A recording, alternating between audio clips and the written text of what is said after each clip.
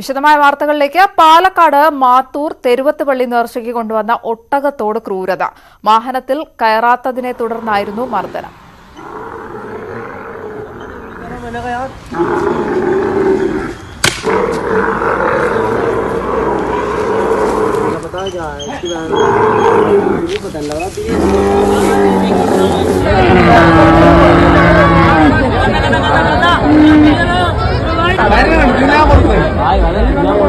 വായി മാത്രം മൂടി വെച്ചിട്ട്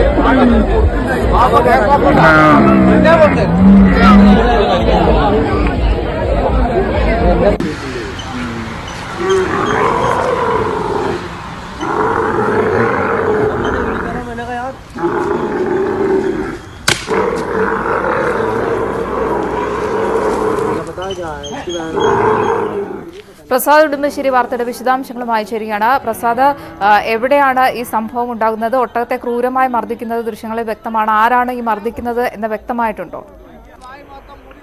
ഗോപിക, കഴിഞ്ഞ ദിവസമാണ് പാലക്കാട് മാത്തൂരിൽ തെരുവത്തുപള്ളി നേർച്ച നടന്നത്. ഈ നേർച്ചയോടനുബന്ധിച്ച് ഒട്ടക സവാരി നടത്തുന്നതിന് അവിടെ ആ പ്രദേശത്ത് തമിഴ്നാട്ടിൽ നിന്നും ചില സംഘങ്ങൾ വന്നിരുന്നു എന്നുള്ളതാണ് പറയുന്നത്. അവർ ഈ ഒട്ടക സവാരി നടത്തിയതിനു ശേഷം ഈ ഒട്ടകത്തെ തിരിച്ചു കൊണ്ടുപോകുന്നതിനിടെയാണ് അവിടെ അതിന്റെ ക്യാമ്പിൽ നിന്നും അതിനെ മർദ്ദിക്കുന്നത്. അതിന്റെ ദൃശ്യങ്ങളാണ് ഇപ്പോൾ പുറത്തു വന്നിട്ടുള്ളത്. എന്നാൽ ഇത് മാത്തൂര് തന്നെയുള്ള ഒരു വ്യക്തി കരാറെടുത്ത് ഒട്ടകത്തെ കൊണ്ടുവരികയായിരുന്നു എന്നുള്ളതാണ് പ്രദേശവാസികൾ പറയുന്നത്. ഇപ്പോൾ ഈ ഒട്ടകത്തെ ഇവിടെ നിന്നും കൊണ്ടുപോയിട്ടുണ്ട്. അത് തമിഴ്നാട്ടിലേക്കാണ് എന്നുള്ളതാണ് ആ പ്രദേശത്ത് നിന്ന് കിട്ടുന്ന വിവരം. എന്തായാലും ഇത് സംബന്ധിച്ച് പോലീസിന് മറ്റ് അറിവുകളൊന്നും തന്നെയില്ല. മറ്റ് പരാതികളൊന്നും ലഭിക്കാത്തതുകൊണ്ട് തന്നെ മറ്റന്വേഷണമോ അല്ലെങ്കിൽ കേസെടുക്കുകയോ ഒന്നും ചെയ്തിട്ടില്ല എന്നുള്ളതാണ് പോലീസും പറയുന്നത്. അപ്പം തന്നെ പ്രസാദ്, ഈ ക്രൂരമായി മർദ്ദിക്കുന്ന ദൃശ്യങ്ങളെ കാണാം. ഇതിന് പിന്നിൽ മലയാളികളാണോ അതോ മറ്റ് സംസ്ഥാനത്ത് നിന്നുള്ളവരാണോ? മലയാളി മാത്രം കരാറെടുത്തതാണോ? അങ്ങനെയാണോ? ഇത് മലയാളി കരാറെടുത്തതാണ്. പക്ഷെ നമ്മൾ ദൃശ്യങ്ങളിൽ കാണുന്നത് ഇവിടെ മലയാളികളല്ല, ഈ ഒട്ടകത്തെ കൊണ്ടുവന്ന ആളുകളാണ്. അവർ ഏത് സംസ്ഥാനത്തുള്ളതാണ് എന്ന് സംബന്ധിച്ച് നമുക്ക് വ്യക്തതയില്ല. എന്തായാലും നമുക്ക് ലഭിക്കുന്നത് തമിഴ്നാട്ടിൽ നിന്ന്, കോയമ്പത്തൂരിൽ നിന്നോ മറ്റോ ഇത്തരത്തിൽ ഒട്ടക ക്യാമ്പുകളുണ്ട്, അവിടെ നിന്നും കൊണ്ടുവന്നതാണ് എന്നുള്ളതാണ് ലഭിക്കുന്ന വിവരം. ഇത്തരം ഉത്സവങ്ങളിൽ ഇവർ ഒട്ടകത്തെ കൊണ്ടുവന്ന് ഒട്ടക സവാരി പോലെയുള്ള സംഘടിപ്പിക്കുക എന്നുള്ളതാണ് ഇവരുടെ പ്രവർത്തനങ്ങൾ. അതിനുശേഷം ഒട്ടക സവാരി തിരുവത്തുപള്ളി നേർച്ചയ്ക്ക് ശേഷം ഈ ഒട്ടകത്തെ തിരിച്ചു കൊണ്ടുപോകും. വാഹനത്തിൽ കയറ്റാൻ ശ്രമിക്കുന്നതിനിടെയാണ് ഒട്ടകം വാഹനത്തിൽ കയറാതെ വന്നപ്പോൾ ഇത്തരത്തിൽ നമ്മുടെ ദൃശ്യങ്ങളിൽ കാണുന്നത് പോലെ ക്രൂരമായി മർദ്ദിക്കുന്നത്. പ്രസാദ് ഉടുമ്പശ്ശേരിയാണ് വാർത്തയുടെ വിശദാംശങ്ങൾ നൽകിയത്.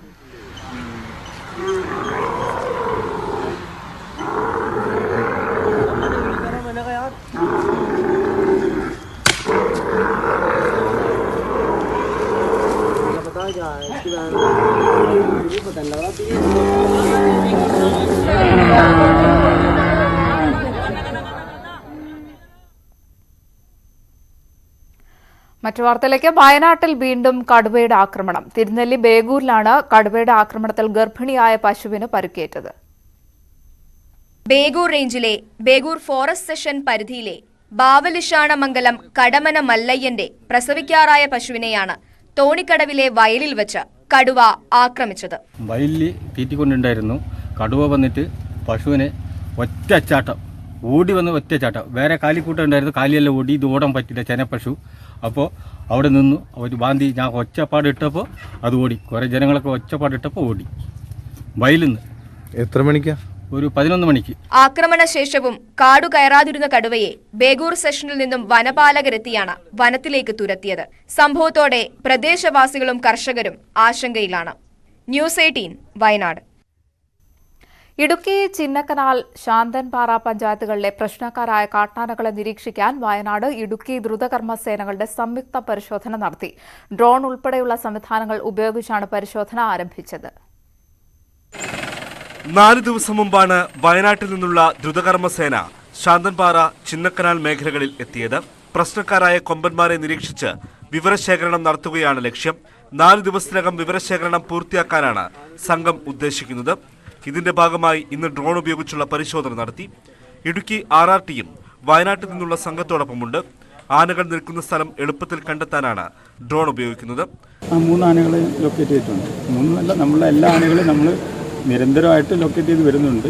അപ്പോൾ കൂടുതൽ ഇത് കറക്റ്റായിട്ട് എല്ലാ സമയത്തിനനുസരിച്ചുള്ള ഇൻഫർമേഷൻ കിട്ടാൻ വേണ്ടിയിട്ടാണ് ഇത് ചെയ്യുന്നത്. കാട്ടാന പ്രശ്നത്തിന് പരിഹാരം കാണണമെന്നാവശ്യപ്പെട്ട് കോൺഗ്രസ് നടത്തുന്ന നിരാഹാര സമരം 9ാം ദിവസത്തിലേക്ക് കടന്നു. DCC general secretary MP ജോസാണ് നിരാഹാരമിരിക്കുന്നത്. ഇന്നലെ വരെ നിരാഹാരമിരുന്ന യൂത്ത് കോൺഗ്രസ് ജില്ലാ പ്രസിഡന്റ് KS അരുണിനെ അറസ്റ്റ് ചെയ്ത് ആശുപത്രിയിലേക്ക് മാറ്റിയതോടെയാണ് MP ജോസ് നിരാഹാരത്തിലേക്ക് കടന്നത്. ന്യൂസ് 18 ഇടുക്കി. എറണാകുളം പറവൂരിൽ ഇറച്ചിക്കടയിൽ വിൽപ്പനയ്ക്ക് സൂക്ഷിച്ചിരുന്ന പഴകിയ ഇറച്ചി പിടികൂടി നശിപ്പിച്ചു. നീണ്ടൂരിൽ കട നടത്തുന്ന കാഞ്ഞിരപ്പിമ്പിൽ നൌഫലിന്റെ സ്ഥാപനത്തിൽ നടത്തിയ പരിശോധനയിലാണ് പഴകിയ ഇറച്ചി കണ്ടെത്തിയത്. ഈ കടയിൽ നിന്ന് ഇറച്ചി വാങ്ങിയ ഒരു സ്ത്രീ പാചകം ചെയ്യാൻ ശ്രമിക്കുന്നതിനിടയിൽ പുഴുവിനെ കണ്ടെത്തുകയായിരുന്നു. തുടർന്ന് ചിറ്റാട്ടുകര പഞ്ചായത്തിൽ വിവരം അറിയിക്കുകയും ഭക്ഷ്യസുരക്ഷാ വകുപ്പ് പരിശോധന നടത്തുകയുമായിരുന്നു. ഏകദേശം 250 കിലോ പഴകിയ മാംസമാണ് പിടികൂടിയത്. മൂന്നാറിൽ വിനോദസഞ്ചാരി കുഴഞ്ഞു വീണു മരിച്ചു. ഗുജറാത്തിലെ ഭവ്നഗർ റുപാനി സ്വദേശി മഹേഷ് ഭായ് താക്കോർദാസ് ധ്രുവ എന്നയാളാണ് മരിച്ചത്. ഗുജറാത്തിൽ നിന്നും 22-അംഗ സംഘത്തോടൊപ്പം മൂന്നാർ സന്ദർശനത്തിന് എത്തിയതായിരുന്നു. അസ്വാഭാവിക മരണത്തിന് കേസെടുത്ത് പോലീസ് അന്വേഷണം ആരംഭിച്ചു. മംഗളൂരു ഫാൽനീറിലെ ലോഡ്ജിൽ ദമ്പതികളെ തൂങ്ങി മരിച്ച നിലയിൽ കണ്ടെത്തി. തളിപ്പറമ്പ് സ്വദേശികളായ രവീന്ദ്ര, സുധ എന്നിവരാണ് മരിച്ചത്. കഴിഞ്ഞ 6-നാണ് ദമ്പതികൾ മുറിയെടുത്തത്. 2 ദിവസമായി പുറത്തിറങ്ങാത്തതിനെ തുടർന്ന് വിവരം പോലീസിനെ അറിയിക്കുകയായിരുന്നു. പോലീസ് എത്തി മുറിയിൽ പരിശോധന നടത്തിയപ്പോഴാണ് ഇരുവരെയും തൂങ്ങി മരിച്ച നിലയിൽ കണ്ടെത്തിയത്. City police commissioner N Sasikumar സ്ഥലം സന്ദർശിച്ചു. ഇടുക്കി വണ്ടൻമേട്ടിൽ കഞ്ചാവ് വേട്ട. 4 കിലോയിലധികം കഞ്ചാവുമായി 2 പേർ പിടിയിൽ. കമ്പം സ്വദേശികളായ ചുരുളിച്ചാമി വാഹനത്തിൽ ഇയാൾക്കായി കഞ്ചാവ് എത്തിച്ച മുരിക്കാശ്ശേരി മേലേച്ചിനാർ സ്വദേശി ജോച്ചൻ മൈക്കിൾ എന്നിവരാണ് പിടിയിലായത്. ചുരുളിച്ചാമിയുടെ കട കേന്ദ്രീകരിച്ച് ലഹരി വിൽപ്പന സജീവമാണ് എന്ന രഹസ്യ വിവരം ലഹരി വിരുദ്ധ സ്ക്വാഡിന് ലഭിച്ചിരുന്നു. തുടർന്ന് ഡാൻസ് സ്റ്റാഫിന്റെ പ്രത്യേക നിരീക്ഷണത്തിലായിരുന്നു ഇയാൾ. കാറിന്റെ ബോണറ്റിൽ ഒളിപ്പിച്ച നിലയിൽ 4 കിലോയിലധികം കഞ്ചാവ് പോലീസ് കണ്ടെടുത്തു. പ്രതികളെ നാളെ കോടതിയിൽ ഹാജരാക്കും. നെടുമ്പാശ്ശേരിയിൽ 26 ലക്ഷം രൂപ വില വരുന്ന സ്വർണം പിടികൂടി. 499 ഗ്രാം വില വരുന്ന 2 സ്വർണ്ണ ചെയിനുകളാണ് പിടികൂടിയത്. ദുബായിൽ നിന്ന് എത്തിയ യാത്രക്കാരനിൽ നിന്നാണ് കസ്റ്റംസ് സ്വർണം പിടികൂടിയത്. പാൻസിന്റെ പോക്കറ്റിലായിരുന്നു സ്വർണം. Thodupuzha forest range officer vigilance പിടിയിൽ. തൊടുപുഴ സ്വദേശിയുടെ വീട്ടിൽ നിന്ന് മാൻകൊമ്പ് കണ്ടെടുത്ത കേസിൽ 1 ലക്ഷം രൂപ കൈക്കൂലി വാങ്ങവെയാണ് ഫോറസ്റ്റ് റേഞ്ച് ഓഫീസർ ലിബിൻ ജോണിനെ അറസ്റ്റ് ചെയ്തത്. Vigilance and anti corruption bureau Kottayam eastern range SP VG Vinod കുമാറിന്റെ നിർദ്ദേശപ്രകാരം ഇടുക്കി യൂണിറ്റ് DYSP ഷാജു ജോസിന്റെ നേതൃത്വത്തിലാണ് ലിബിനെ പിടികൂടിയത്. റേഞ്ച് ഓഫീസറെ വ്യാഴാഴ്ച കോടതിയിൽ ഹാജരാക്കും.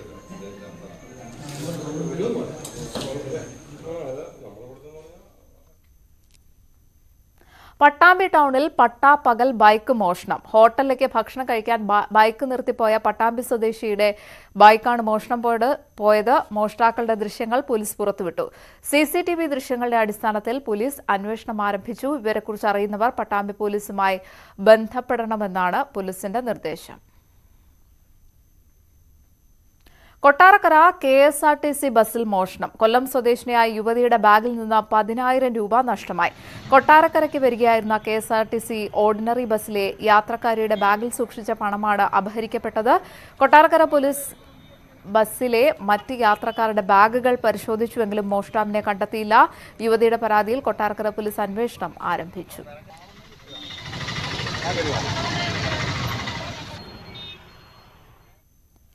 തിരുവനന്തപുരം വിമാനത്താവളത്തിൽ പരിശീലന വിമാനം ഇടിച്ചിറക്കി. രാജീവ് ഗാന്ധി ഏവിയേഷൻ അക്കാദമിയുടെ ചെറു പരിശീലന വിമാനമാണ് ഇടിച്ചിറക്കിയത്. ടേക്ക് ഓഫിനിടെ നിയന്ത്രണം വിടുകയായിരുന്നുവെന്ന് വിമാനത്താവള അധികൃതർ വ്യക്തമാക്കി. ആർക്കും പരിക്കില്ല. ഇടുക്കി ചിന്നക്കനാലിലെ അനധികൃത ഭൂമി കയ്യേറ്റം റവന്യൂ വകുപ്പ് ഒഴിപ്പിച്ചു. 1.5 ഏക്കർ സർക്കാർ ഭൂമി കയ്യേറിയാണ് സ്വകാര്യ വ്യക്തി ഏലം കൃഷി നടത്തിയത്. കയ്യേറ്റം ഒഴിപ്പിച്ച് പ്രദേശത്ത് റവന്യൂ വകുപ്പ് ബോർഡ് സ്ഥാപിച്ചു. ആഴ്ചകൾക്ക് മുൻപ് ചതുരംഗപ്പാറ മാൻകുത്തിമേട്ടിലെ 2.5 ഏക്കർ ഭൂമിയിലെ കയ്യേറ്റം ഒഴിപ്പിച്ചിരുന്നു. മനുഷ്യവിസർജ്യം കലർന്ന കുടിവെള്ളം ഉപയോഗിക്കേണ്ട ഗതികേടിലാണ് പത്തനംതിട്ട ആറന്മുള കാവിരിക്കുന്നതിൽ കോളനി നിവാസികൾ. സമീപത്തെ കനാലിലെ നീരൊഴുക്ക് കിണറുകളിലും കക്കൂസുകളിലും എത്തുന്നതാണ് കുടിവെള്ളം മലിനമാകാൻ കാരണം. കുടിവെള്ള പ്രശ്നം പരിഹരിക്കാൻ പഞ്ചായത്ത് തയ്യാറായിട്ടില്ല എന്നും കോളനി നിവാസികൾ പറയുന്നു. വേനൽക്കാലത്തും മഴക്കാലത്തും ഒരുപോലെ കുടിവെള്ളത്തിന് പ്രതിസന്ധി നേരിടുകയാണ് ആറന്മുള പഞ്ചായത്തിലെ കാവിരിക്കുന്നതിൽ കോളനി നിവാസികൾ. കോളനിയിലെ താഴ്ന്ന പ്രദേശത്തെ 13 കുടുംബങ്ങളുടെ കിണറുകളിൽ ശുചിമുറി മാലിന്യം കലരുന്നതാണ് കുടിവെള്ള പ്രതിസന്ധിക്ക് കാരണം. വേനൽക്കാലത്ത് പ്രദേശത്തെ സബ് കനാലിൽ നിന്നുള്ള ഉറവ കിണറുകളിലും കക്കൂസുകളിലും എത്തുന്നതാണ് കുടിവെള്ളം മലിനമാകാൻ കാരണം. മലിനജലം ഉപയോഗിക്കുന്നതിനാൽ കോളനി നിവാസികളിൽ പലരും രോഗികളാണ്. കുറച്ചൊരു മഴ പെയ്ത് കഴിഞ്ഞാൽ ഞങ്ങളുടെ ക്ലോസറ്റിനകത്തെ മലവെല്ലാം കൂടെ റോഡിലും വീട്ടിലും വന്ന് ഞങ്ങൾ ഈ മാലിന്യം കലർന്ന വെള്ളം കുടിച്ച് ഞങ്ങൾക്ക് രോഗം ഒഴിയുന്നില്ല. കോളനിയിലെ വീടുകൾക്ക് സെപ്റ്റിക് ടാങ്കുകൾ ഇല്ലാത്തതാണ് കക്കൂസ് മാലിന്യം കിണറുകളിൽ കലരാൻ കാരണം. പുതിയ സെപ്റ്റിക് ടാങ്കുകൾ പഞ്ചായത്ത് സ്ഥാപിച്ചാൽ പ്രശ്നം പരിഹരിക്കാൻ കഴിയും. എന്നാൽ ഇക്കാര്യത്തിൽ പഞ്ചായത്ത് നടപടി സ്വീകരിക്കുന്നില്ലെന്നതാണ് പഞ്ചായത്ത് അംഗത്തിന്റെയും പരാതി. പല പ്രാവശ്യം ഫണ്ടുകൾ വരുമ്പോൾ ഞാൻ പറഞ്ഞിട്ടുണ്ട് ഇവരുടെ ഈ പ്രശ്നം ശാശ്വതമായിട്ട് പരിഹരിച്ചു കൊടുക്കണമെന്ന്.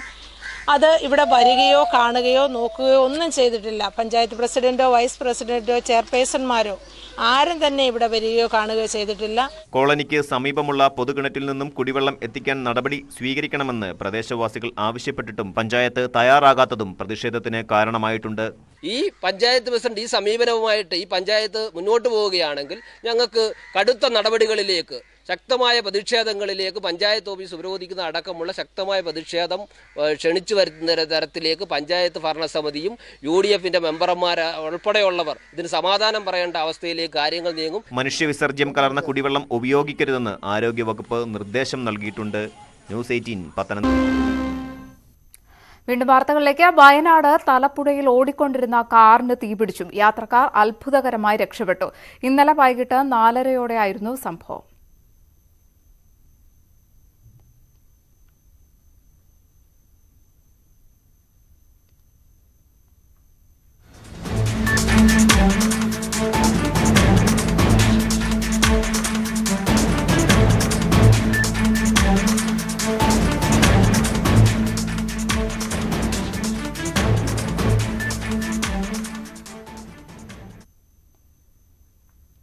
സ്വന്തമായി കിണർ നിർമ്മിച്ച് നാടിന്റെ സുന്ദര കില്ലാടികളാകുകയാണ് പാലക്കാട് വടക്കരയിലെ സഹോദരങ്ങൾ. വിളയൂരിലെ ബിപിൻദാസും സുബിൻദാസുമാണ് വീട്ടുവളപ്പിൽ കിണർ നിർമ്മിച്ചത്. സഹോദരങ്ങളുടെ കിണർ നിർമ്മാണമാണ് ഇപ്പോൾ നാട്ടിലെ ചർച്ച. 8ാം വാർഡിൽ കരിങ്ങനാട് കൊണ്ട് താമസിക്കുന്ന വട്ടക്കര ഹരിദാസിന്റെ മക്കളായ വിപിൻദാസും സുബിൻദാസുമാണ് കുടിവെള്ളക്ഷാമത്തിന് അറുതി വരുത്താൻ വീട്ടുവളപ്പിൽ സ്വന്തമായി കിണർ നിർമ്മിച്ചത്. പൈപ്പിലൂടെ 2 ദിവസം വെള്ളം വന്നില്ലെങ്കിൽ കുടിവെള്ളം മുട്ടുന്ന അവസ്ഥയുണ്ടായപ്പോഴാണ് രണ്ടും കൽപ്പിച്ച് സഹോദരന്മാർ കിണർ കുഴിക്കാനിറങ്ങിയത്. BCA ബിരുദധാരിയായ വിപിൻദാസ് കിണർ കുഴിക്കാനിറങ്ങിയപ്പോൾ സഹോദരൻ സുബിൻദാസും ഒപ്പം ചേർന്നു. കഴിഞ്ഞ മാസം 2-ാം തീയതി തുടങ്ങിയ പണിയാണ്. പിന്നെ ഇടയ്ക്കിടയ്ക്കൊക്കെ ഉള്ളൂ പണിയെടുക്കല്. വേനലിന്റെ മീനമാസം കൂടി കഴിഞ്ഞിട്ട് വേനലല്ലേ, അപ്പോൾ ഇനി ഈ വേനലിൽ എത്ര വെള്ളം നിൽക്കണമെന്ന് നോക്കിയിട്ട് അപ്പോൾ അതിലും കൂടി നിൽക്കുന്നുണ്ടെന്നുണ്ടെങ്കിൽ അത്രയും സന്തോഷമായി, കൂടുതലായിട്ട് വെള്ളം കിട്ടുമെന്ന് വിചാരിക്കുന്നുണ്ട്. ടൈലറായ പിതാവ് ഹരിദാസൻ വൈകുന്നേരം ജോലി കഴിഞ്ഞ് വീട്ടിലെത്തിയപ്പോഴാണ് മക്കൾ വീട്ടിൽ കിണർ പണി തുടങ്ങിയ വിവരം അറിയുന്നത്. പകലും രാത്രിയും ഇരുവരും കിണർ കുഴിച്ചു. രാത്രി ലൈറ്റിട്ടാണ് മണ്ണ് കയറ്റലും മറ്റും നടത്തിയത്. വിപിനും ഡിഗ്രി വിദ്യാർത്ഥിയായ സുബിനും യാതൊരു മുൻപരിചയവുമില്ലാതെയാണ് ഇതിലേക്ക് ഇറങ്ങിയത്. 7.5 കോൽ താഴ്ന്നപ്പോൾ വെള്ളം കണ്ടത് കുടുംബത്തിന് വലിയ സന്തോഷമുണ്ടാക്കി. ഇതോടെ നാട്ടുകാർക്കിടയിൽ സുന്ദര കില്ലാടികളായി മാറിയിരിക്കുകയാണ് ഈ സഹോദരങ്ങൾ. ന്യൂസ് 18 പട്ടാമ്പി. ഇനി കാർഷിക കേരളം.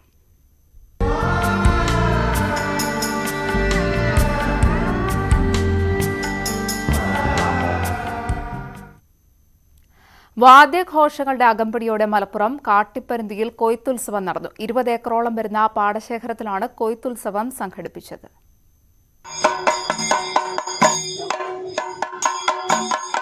ഉത്സവാന്തരീക്ഷത്തിലായിരുന്നു കൊയ്ത്തുത്സവം. കാട്ടിപ്പരുത്തി പാടശേഖരത്തിന്റെ നടുവിലൂടെ NH ബൈപ്പാസ് റോഡ് കടന്നുപോയെങ്കിലും അതൊന്നും വകവയ്ക്കാതെയാണ് ഈ വർഷവും വളരെ വിപുലമായി തന്നെ കൃഷിയിറക്കി കൊയ്ത്തുത്സവം നടന്നത്. തോരക്കാട്ട് മഠത്തിൽ രാജന്റെ നേതൃത്വത്തിലായിരുന്നു കൃഷി. പാടശേഖരത്തിൽ നടന്ന കൊയ്ത്തുത്സവത്തിൽ നാട്ടുകാരുടെ പങ്കാളിത്തവും ശ്രദ്ധേയമായി. 20 ഏക്കറോളം വരുന്ന പാടത്ത് ഉമ, സുപ്രിയ, പൊന്മണി എന്നീ വിത്തുകളാണ് ഇത്തവണ വിതച്ചത്. നല്ല രീതിയിൽ തന്നെ കൊയ്തെടുക്കാനായതും ജനങ്ങൾക്ക് ആശ്വാസമേകി.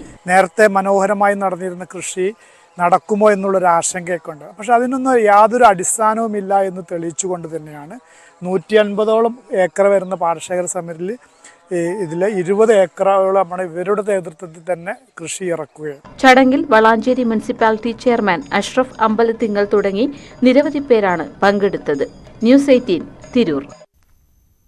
ഫ്രീഡം ഫെസ്റ്റ് 2023 രാജ്യാന്തര സമ്മേളനത്തിന്റെ ലോഗോ മുഖ്യമന്ത്രി പിണറായി വിജയൻ പ്രകാശനം ചെയ്തു. 2023 മെയ് 12 മുതൽ 16 വരെ തിരുവനന്തപുരത്താണ് പരിപാടി. വിജ്ഞാന സ്വാതന്ത്ര്യ രംഗത്തെ പ്രവർത്തകരും സംഘടനകളും സംസ്ഥാന സർക്കാരിന്റെ പങ്കാളിത്തത്തോടെയാണ് ഫ്രീഡം ഫെസ്റ്റ് 2023 സംഘടിപ്പിക്കുന്നത്. നോളജ് ഇന്നൊവേഷൻ ടെക്നോളജി എന്ന പേരിൽ സമ്മേളനം സംഘടിപ്പിക്കുന്നു. വിവിധ മേഖലകളെക്കുറിച്ച് സെമിനാറുകളും ചർച്ചകളും പ്രദർശനങ്ങളും ഫ്രീഡം ഫെസ്റ്റിന്റെ ഭാഗമായി സംഘടിപ്പിക്കും. പുനലൂർ നഗരസഭയുടെ ഇൻഡോർ സ്റ്റേഡിയം നിർമ്മാണം ആരംഭിച്ചിട്ട് 3 വർഷമായി. നിർമ്മാണം കഴിഞ്ഞുവെങ്കിലും ഉദ്ഘാടനം വൈകുന്നതിൽ പ്രതിഷേധം ശക്തമാണ്. നിർമ്മാണം പൂർത്തിയായ സ്റ്റേഡിയം ജൂണിൽ തുറക്കുമെന്നായിരുന്നു പ്രഖ്യാപനം. വീണ്ടും നീണ്ടു. ക്രിസ്തുമസിന് സ്റ്റേഡിയം ഉദ്ഘാടനം ചെയ്യുമെന്നായിരുന്നു അധികൃതർ അറിയിച്ചത്. ഫെബ്രുവരിയിൽ സ്റ്റേഡിയം നാടിന് സമർപ്പിക്കുമെന്നാണ് ഇപ്പോൾ പറയുന്നത്. കൊല്ലം ജില്ലയുടെ കായിക മേഖലയ്ക്ക് ഉണർവ് നൽകേണ്ട സ്റ്റേഡിയം വൈകുന്നതിൽ നാട്ടുകാർ രോഷത്തിലാണ്. 2020 ജൂലൈയിലാണ് നിർമ്മാണം ആരംഭിച്ചത്. കിഫ്ബിയിൽ നിന്നും 5.5 കോടി രൂപയാണ് പദ്ധതിക്ക് അനുവദിച്ചത്. നഗരസഭയുടെയും സംസ്ഥാന കായിക യുവജനകാര്യ ഡയറക്ടറേറ്റിന്റെയും സംയുക്ത സംരംഭമാണിത്. കിറ്റ്കോയ്ക്കായിരുന്നു നിർമ്മാണ ചുമതല. 1 വർഷം കൊണ്ട് നിർമ്മാണം പൂർത്തിയാക്കുമെന്നായിരുന്നു പ്രഖ്യാപനം. കോവിഡും വൈദ്യുതി ലഭിക്കാത്തതുമൊക്കെയാണ് പണി നീളുവാൻ കാരണമെന്നാണ് അധികൃതരുടെ വാദം. എന്നാൽ സമയബന്ധിതമായി കാര്യങ്ങൾ നീക്കാൻ കഴിയാത്തതാണ് നിർമ്മാണം ഇഴഞ്ഞു നീങ്ങാൻ കാരണമെന്ന് പ്രതിപക്ഷം ആരോപിക്കുന്നു. നിസ്സാരമായ ചെറിയ ചില ആവശ്യങ്ങൾ കൂടി പൂർത്തീകരിക്കേണ്ടതായിട്ടുണ്ട്. അധികാരികളുടെയും ബന്ധപ്പെട്ട ആളുകളുടെയും അലംഭാവം കൊണ്ടാണ് ഇനിയും അത് നീണ്ടുപോകുന്നത്. ഈ നിലയിൽ പുനലൂരിലെ ജനങ്ങൾക്ക് ഈ നിലയിലുള്ള പ്രവർത്തനത്തെക്കുറിച്ച് വലിയ അതൃപ്തിയുണ്ട്. ഫയർഫോഴ്സിന്റെ NOC കിട്ടാത്തതും പ്രതിസന്ധിയായി. ബാക്കപ്പ് ജനറേറ്റർ സ്ഥാപിക്കാൻ നടപടി തുടങ്ങിയതായി അധികൃതർ പറയുന്നു. പദ്ധതിയുടെ അടങ്കൽ തുകയിൽ നിന്ന് മിച്ചം വരുന്ന 15 ലക്ഷം രൂപയിൽ നിന്നാണ് ജനറേറ്ററിനായി പണം കണ്ടെത്തിയിരിക്കുന്നത്. ജനറേറ്റർ സ്ഥാപിച്ച് എത്രയും വേഗം ഉദ്ഘാടനം നടത്താനുള്ള ശ്രമത്തിലാണ് MLAയും നഗരസഭയും. ന്യൂസ് 18 പുനലൂർ. പുനലൂർ നഗരസഭാ ശ്മശാനം വീണ്ടും തകരാറിൽ. ഇതോടെ മൃതദേഹങ്ങൾ സംസ്കരിക്കാൻ കിലോമീറ്ററുകൾ താണ്ടേണ്ട അവസ്ഥയാണ്. പുനലൂർ നഗരസഭയുടെ വാതക ശ്മശാനം വീണ്ടും പ്രവർത്തനരഹിതമായി. ഗ്യാസ് ചേമ്പറിലുണ്ടായിരുന്ന ചോർച്ചയുൾപ്പെടെയുള്ള തകരാറുകൾ മൂലം 2 മാസത്തോളമായി ശ്മശാനം പ്രവർത്തിപ്പിക്കുന്നില്ല. നഗരസഭാ പ്രദേശത്ത് നിന്നും കിലോമീറ്ററുകൾ താണ്ടി തെന്മല പഞ്ചായത്തിലെ ഇടമണിലുള്ള ശ്മശാനത്തിലെത്തിച്ചാണിപ്പോൾ മൃതദേഹങ്ങൾ സംസ്കരിക്കുന്നത്. 1 വർഷം മുൻപും ശ്മശാനം മാസങ്ങളോളം തകരാറിലായിരുന്നു. കോവിഡിന്റെ 2ാം തരംഗക്കാലത്ത് നിരവധി മരണങ്ങളുണ്ടായപ്പോഴും ശ്മശാനം പ്രവർത്തിച്ചിരുന്നില്ല. മൃതദേഹം പൂർണ്ണമായി സംസ്കരിക്കപ്പെടാത്ത നിലയിൽ കണ്ടതോടെ ശ്മശാനത്തിന്റെ പ്രവർത്തനം നിർത്തിവച്ചിരുന്നു. അറ്റകുറ്റപ്പണികൾക്ക് ശേഷം കഴിഞ്ഞ ജനുവരിയിലാണ് പ്രവർത്തനം പുനരാരംഭിച്ചത്. മാസങ്ങൾ കഴിഞ്ഞതോടെ വീണ്ടും നിലച്ചു.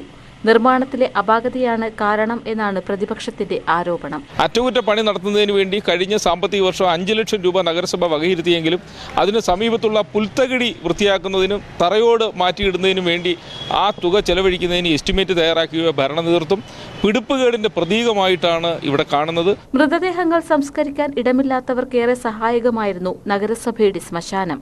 10 വർഷം മുൻപ് തൊളിക്കോട്ട് പ്രവർത്തനം ആരംഭിച്ച ശ്മശാനത്തിൽ സമീപ പഞ്ചായത്തുകളിൽ നിന്നുള്ള മൃതദേഹങ്ങളും സംസ്കരിച്ചിരുന്നു. 3000 രൂപയായിരുന്നു ഫീസ്. 2018 അത്യാധുനിക സൗകര്യങ്ങളോടെ ശ്മശാനം നവീകരിച്ചു. വാർഷിക അറ്റകുറ്റപ്പണി നടത്തി പുനരുദ്ധരിക്കുന്നതിനായി 9 ലക്ഷം രൂപയുടെ പദ്ധതിക്ക് ജില്ലാ ആസൂത്രണ സമിതിയുടെ അംഗീകാരം ലഭിച്ചതായും 1 മാസത്തിനുള്ളിൽ തന്നെ ശ്മശാനം പ്രവർത്തിപ്പിക്കുമെന്നുമാണ് നഗരസഭയുടെ വിശദീകരണം. ന്യൂസ് 18 പുനലൂർ. നാട്ടുവർത്തമാനം പൂർണ്ണമാകുന്നു. നമസ്കാരം.